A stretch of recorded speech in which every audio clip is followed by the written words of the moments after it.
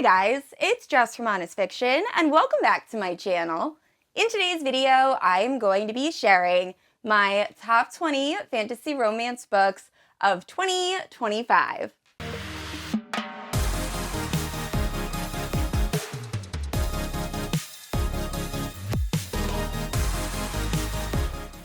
Alright guys, so as many of you know, Goodreads just dropped their nominees for the Romantasy category for the Goodreads Choice Awards. And if you saw my reaction video, you know I have thoughts. So Goodreads is notorious for overlooking very popular and loved romantasy books ever since the romantasy category started. And honestly, they do it across all genres. I'm just not the biggest fan of Goodreads in general. But instead of yelling into the void like I've done in previous years, I have decided to create the Honest Fiction Book Awards, where I share the top 20 fantasy romance books I believe should have been on the Goodreads nominee list. Now, I also asked my subscribers what books they wanted to see, so I'll share their responses at the end of this video. But for the main chunk of this video, I'm going to be sharing all of the romantasy books I believe were overlooked. Now, if you're unfamiliar with my channel, I post new videos every Wednesday and Sunday.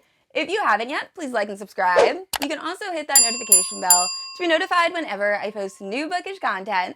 You can also check out my Instagram, Goodreads, and Patreon, all linked down below. With all that out of the way, let's talk about these romantasy books.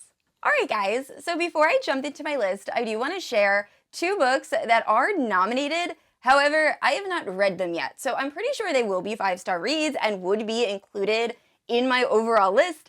I just have not had time to read them. So Our Vicious Oaths is the first one. I cannot wait to get to this. I'm planning on reading this in December. And then Rebecca Ross, Wild Reverence, I hope that is the title. I read Divine Rivals when it first released, and I just wasn't a huge fan of it, but I know so many people that absolutely loved it, so I really want to give this book another try. So those are the two. The only reason they are not on my list is because I have not picked them up yet. Alright guys, so starting off with the books that I believe Goodreads got right. Now, since I just talked about these books in the two previous videos, I am not going to give a full synopsis for the few books I'm about to talk about, just like an overall vibe. First up, we have Direbound by Sable Sorensen. I am so happy this was nominated. Now, if you've read Fourth Wing and you really enjoyed it, this is essentially Fourth Wing, but with more violence and with direwolves instead of dragons. I love this. Cannot wait for the sequel. Then we have Bonds of Hercules. I just finished this book a few days ago. I enjoyed this somehow even more than the first book. The comedy in this is perfection. Oh my gosh, and the animal side characters really played more of a role in this book than in the last book, and I absolutely love this. I think this might have been the best book I've read so far in November. So this might end up getting my vote over Night and the Moth. I still haven't decided. Which brings us to Night and the Moth, another amazing read, gothic fantasy romance. We're following Sybil, and she receives these prophetic dreams from these godlike beings known as omens, and then her fellow diviners end up going missing, and she tries to save them, and I loved this book. I was honestly a little worried it was not going to be nominated because it did kind of get mixed reviews, but that worked out. Then we have Shield of Sparrows. This is another one that so many of my friends absolutely loved. I was kind of like, about it, but I do think I'll enjoy the sequel a little bit more. This just had a lot of world building, and the main character really loves a question. It was kind of used as like a plot device, which drove me a little insane, but overall, I did enjoy this. And then Silver Elite, a dystopian romantasy where having psychic abilities is equal to a death sentence, and our main character is not exactly discovered, but she's suspected, and then she has to go to an elite military academy where she is going to try to take this regime down from the inside, and I loved this. So also, very happy this was nominated. And I do know, I kind of guessed this, that a lot of people were going to be upset that it was nominated in the romantasy category, but I do think this is a blend of dystopian and romantasy. And then we have the big two. So, Alchemized by Senlin Yu. I have not finished this yet, but the parts that I read, I did enjoy, and unlike Rose in Chains, this one does feel very separate from its source material. It still does have a very similar story, but it doesn't feel like I'm reading an exact copy. So I expected this to be nominated, and this honestly might end up winning. I think it is going to be neck and neck with Onyx Storm, the third book in the Fourth Wing series. I know I've already kind of discussed my thoughts on this being nominated and probably winning the overall thing, only because of the vast amount of votes and reviews this book has. Now, I am still I see both sides. In one side, I do believe that Fourth Wing did bring a bunch of people to the romantasy genre, and it has opened the door to romantasy, so I do appreciate it for that. This is my least favorite book, though, in this series, so I am kind of frustrated that it is probably going to win when the other books were better, and there are better books on this list, or at least I believe so. So, overall, those are the books that I believe that Goodreads got right. Alright guys, so starting off, first up we have The Wolf King. Now, I'm going to be completely honest, when I was making my predictions video for the Goodreads Choice Awards, I completely forgot to include this, and when I was editing, I was mad at myself because I knew this was going to be nominated. Then, when the nominees dropped, I was shocked. So, this has over 100,000 reviews on Goodreads and is sitting over a 4-star. So obviously, this is very well loved. Now, my one thought was, this was re-released, and I don't know when it was indie pubbed, if it fell within the correct window. But The Night Prince is also indie pubbed, was definitely released during the correct time, also has a ton of reviews, is one of my top reads of the entire year, and it was also not nominated. So I would 100% nominate The Night Prince, if not The Wolf King. Both of them are amazing. I just happen to prefer the second book a little bit more. Now, if you have not read The Wolf King, first of all, please read it. It is so, so good. It is essentially ACOTAR set in the Outlander world, but instead of fae, we have wolves. So in this, we are following Aurora. And Aurora is a princess, and she is about to be forced into an arranged marriage that she wants nothing to do with. And on the night of her arranged marriage, or the night before, she is watching a fight between these two wolves, or wolf shifters, and she just can't stand it. So she cannot watch these two people kill each other, and she ends up putting a stop to it. But this draws the attention of a certain alpha wolf that was in these fighting pits, and he makes some plans. So he is able to escape from the dungeons that night, and he ends up kidnapping Aurora and takes her back to his home, which sets off a chain of events that causes a rift between the humans and the wolves, and it really goes from there. But oh my gosh, this book is so, so good. Also, highly recommend the audiobook, especially for book 2. It is perfection. So highly, highly recommend if you have not read this. It is amazing and definitely should have been nominated. And next up, I have seen a lot of people very angry that Terror at the Gates by Scarlett St. Clair was not nominated, and honestly, rightfully so. This book was amazing, and everyone I know that has read it has really, really enjoyed it. So I am absolutely flabbergasted that this was not one of the nominees. Now, if you have not read this, it is kind of like a dark, grungy, urban fantasy. In this, we are following Lilith Leviathan, and she lives in this world of Nineveh, which is controlled by a corrupt church. Now, she has been exiled from her family and is getting by using forbidden magic, and she uses this magic to steal objects. So she ends up stealing this forbidden dagger. However, when she gives it to the buyer, he dies. And this causes a bunch of problems for Lilith. So she ends up turning to Zaharev, who is the controller of Nineveh and someone that has kind of silently cared for her behind the scenes this entire time, although Lilith is completely oblivious. And it's their romance, and this was addicting. I had such a hard time putting this book down, and once again, I am amazed this was not nominated. And next up, we have Anathema by Keri Lake. Now, unlike the previous two books, I was not surprised this was not nominated, although it is sitting at a over 4-star rating with, I believe, over 80,000 ratings and reviews. So obviously, this is a very loved book.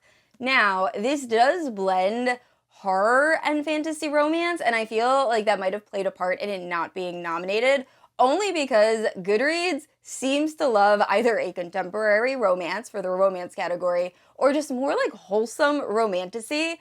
And there were parts of this book that definitely like freaked me out in terms of imagery. If you dislike a certain insect and just don't like any sort of like body horror, maybe skip this one, but it is one of the most unique fantasy romances I have ever read, and also another top romance of the year. Now, if you have not read Anathema by Keri, the sequel recently released, so definitely check that out. This is following Maeve. Now, Maeve lives in a very patriarchal community where the men pretty much make all the rules, and she is trying to get by along with her sister. Now, when Maeve was a baby, she was found outside the Witch Knell, or Eating Woods, which are these very creepy woods where if you enter, you are never seen or heard from again, and this community uses it as a form of essentially capital punishment.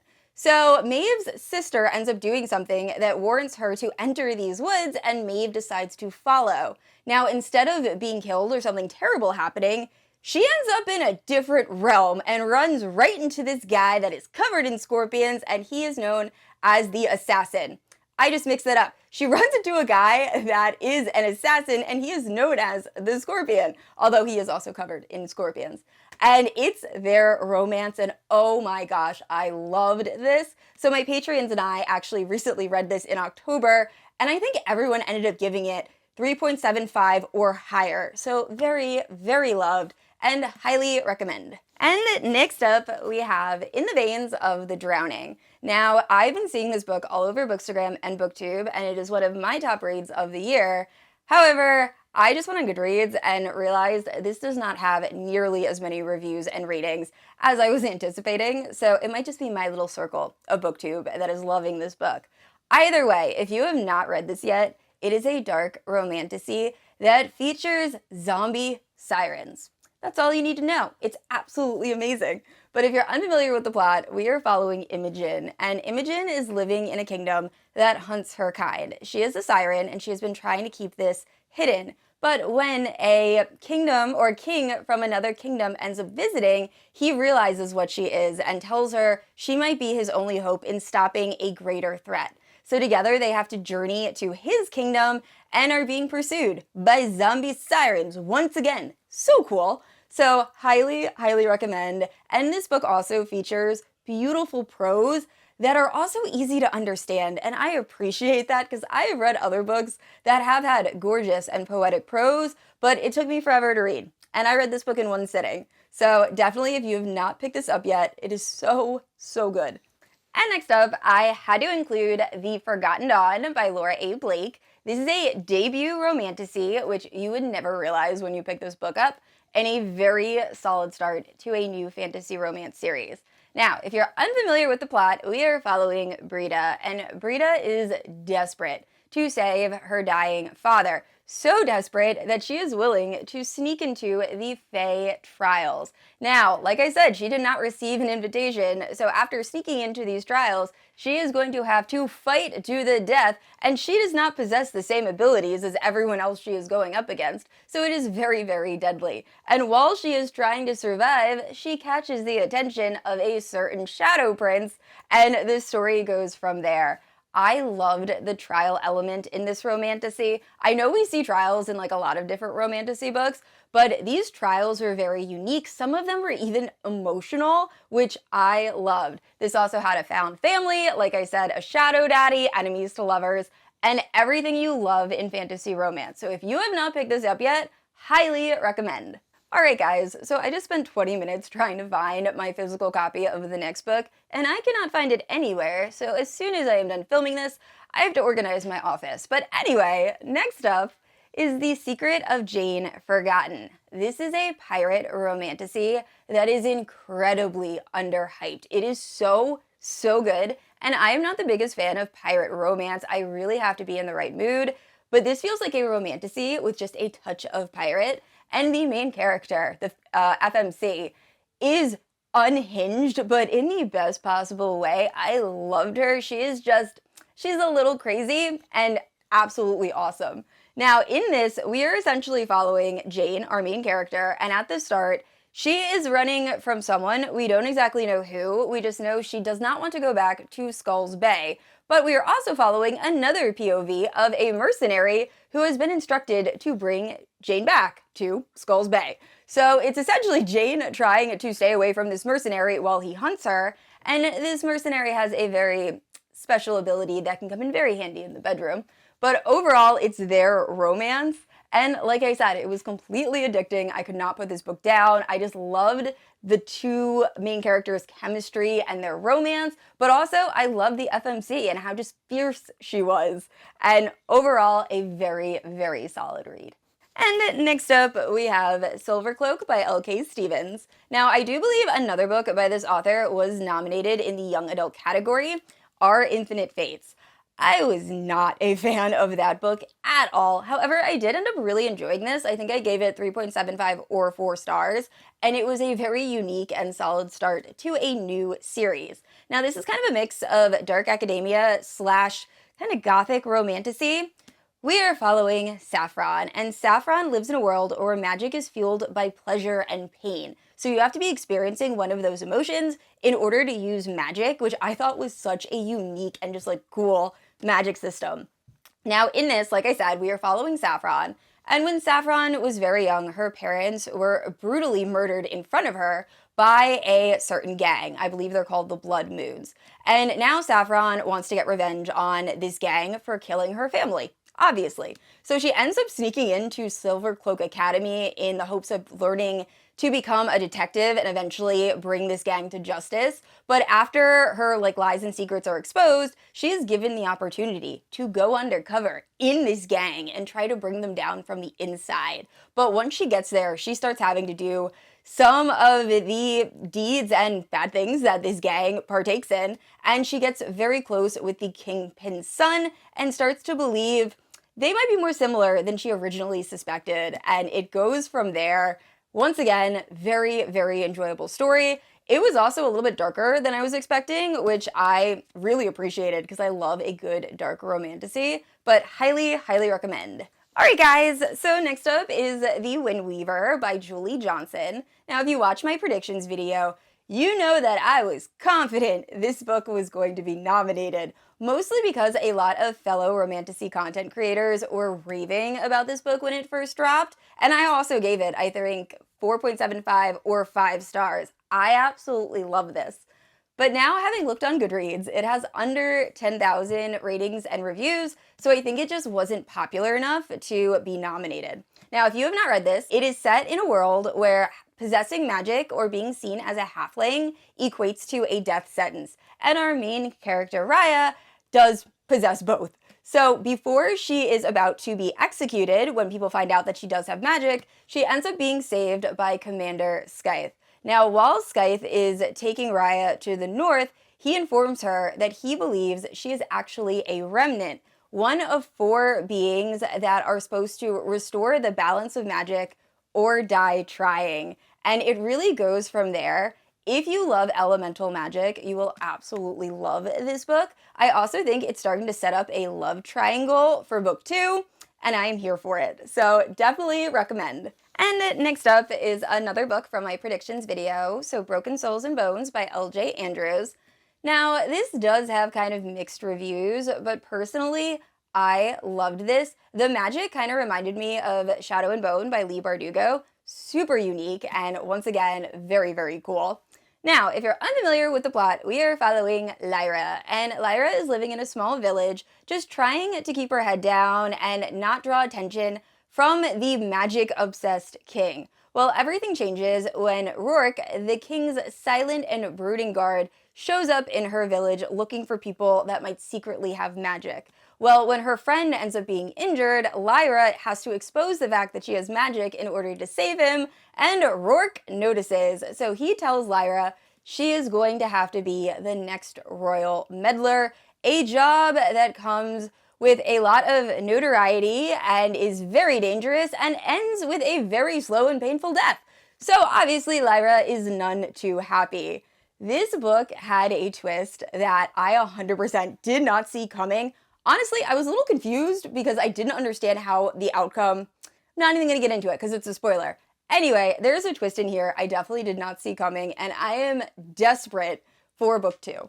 And next up is Savage Blooms. Now, this is a recent read for me, and I am still not sure exactly what I'm going to rate this.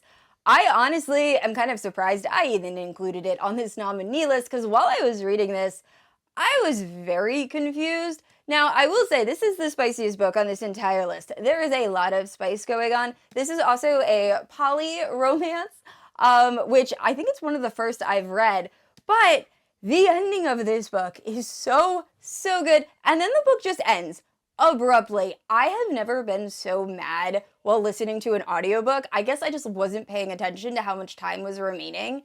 And as soon as I was like, oh my gosh, this book is so good, the book was over. So just kind of know that going in.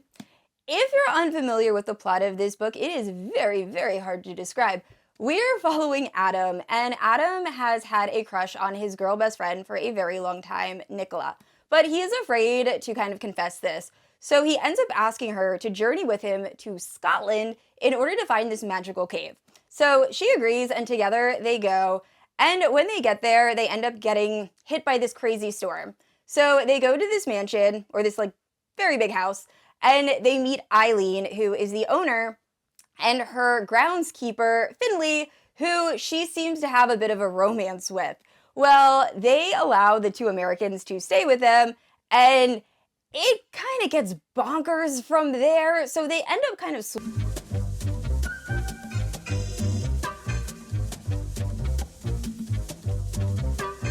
There is a lot going on in this book, and once again, all of the spice you could ask for. But I do want to read the second book the day it drops, only because of that ending. So overall, I have a lot of thoughts on this book. And next up is Metal Slinger by Rachel Schneider. The only thing I can think of why this wasn't nominated is because it didn't release within the right window, but it did have a re-release somewhat recently, and the same exact thing happened with Direbound. I'm pretty sure the indie version of Direbound did not release in the correct window, but the repub did, and it was nominated. So once again, very surprised this did not get a nomination. It has a ton of amazing reviews and ratings, and I feel like everyone was talking about this book over the summer.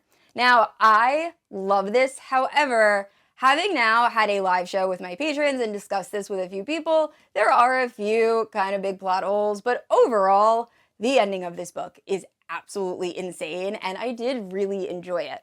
Now, if you're unfamiliar, I do a terrible job of describing this book because I'm afraid to spoil anything. So all you need to know is you are following Bryn, and Bryn has dreamed of attending the Kenta Market, which is a market that is hosted by the people that exiled her people. So when she comes of age and finishes her training, she goes to this market and accidentally breaks a century-old peace agreement starting a war, and goes from there, and it's highly enjoyable. So definitely pick this up if you haven't yet, and the sequel is releasing soon.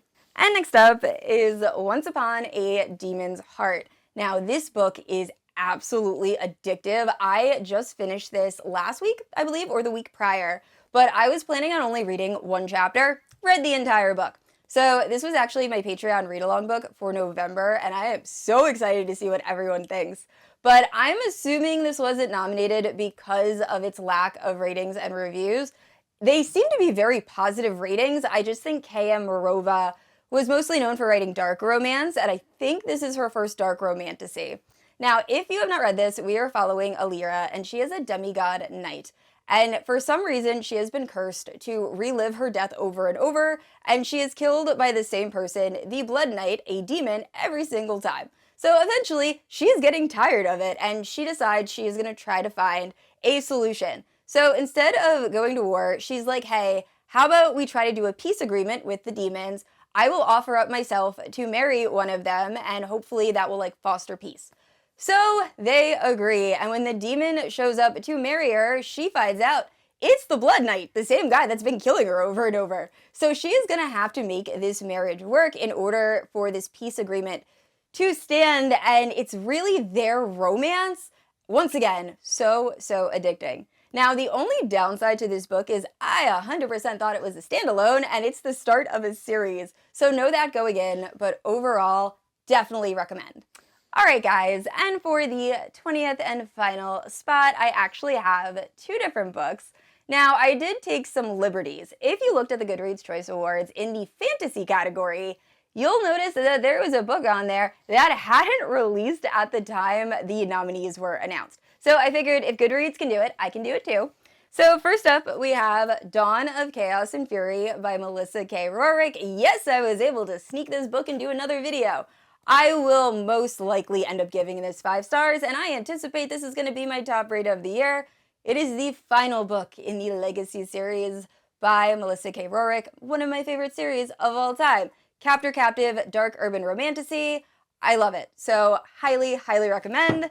And then Brimstone, which is the second book in the Quicksilver series. It actually released the day I am filming this, and as soon as I am done filming, I am going to start that book because, oh my gosh, I have serious FOMO seeing all of my friends posting about it. But I loved Quicksilver, so I can't imagine not giving Brimstone a 5 star. All right, guys, so like I said in the intro, I did want to share some of your recommendations for books that should have been nominated. So these are the responses to the Instagram story that I posted, and I've looked at the first few, but that's it. So first up, we have definitely Terror at the Gates, completely agree. The Windweaver, also agree. The Wolf King, so we are all on the same page. Anathema by Keri Lake. It was picked up for TradPub this year, so I do think that is correct. I don't understand why that book wasn't nominated. Another one for The Windweaver. Another one for Terror at the Gates. Then Kingdom of Shadow and Ash. I know my friend April from Happily Ever April loved this book. I am very impatiently waiting for the audiobook to drop, but this is an indie fantasy romance that I know a lot of people really enjoyed. Terror at the Gates again, Anathema again, oh my gosh. Another Terror at the Gates. Rebirth of Order by D.D. Williams. I am not familiar with that title, and I definitely should have looked at that sooner so I could give you a plot synopsis, but I will have the cover on the screen, and I'll leave a little bit about the book in the description. Then The Ascended. Now, I believe this is set in the same world as Riftborn and Dustbound.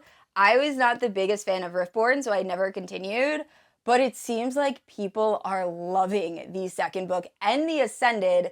So when that drops via audio, I need to pick it up. And the next two are The Ascended. So we have The Ascended, definitely The Ascended, another definitely Terror at the Gates. All right, last page. Another Windweaver. Blood Over Brighthaven, which is actually most likely going to be my top rate of the year just overall, because I would say it's more fantasy than romantasy. I don't know if that had a re-release, but I'm pretty sure that came out too soon in that window. So I think that's why it wasn't nominated, because that book is amazing. And that is all of them. So yeah, those are the books that you guys think should have been nominated. All right, guys, that is it for my top 20 fantasy romance books of 2025. Please let me know down in the comments below, what books would you nominate for the Goodreads Choice Awards? And I'd like to say a special thank you to my Paladin protectors, Amanda, Leslie, Christy, Kat, Lotta, and Nerdy. Thank you guys so much for supporting my channel. And I said this already, I post new videos every Wednesday and Sunday. And if you haven't yet, please like and subscribe. I will see you all next week. Bye.